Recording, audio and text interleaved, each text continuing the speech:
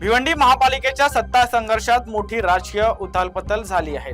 भाजपाच्या नगरसेवकांनी बंडखोरी करत काँग्रेसच्या मदतीने महापौर पद पटकावले आहे। या घडामोडीनंतर भाजपाने कठोर भूमिका घेत 6 बंडखोर नगरसेवकांना कारणे दाखवा नोटीस बजावली आहे। ठाणे जिल्ह्यातील भिवंडी महापालिकेत राजकीय समीकरणं अचानक बदलली आहेत। भाजपचे नगरसेवक नारायण चौधरी यांनी बंडखोरी करत काँग्रेसच्या मदतीने महापौर पद मिळवलंय। काँग्रेसने त्यांना पाठिंबा देत उपमहापौर पद आपल्या ताब्यात घेतलंय।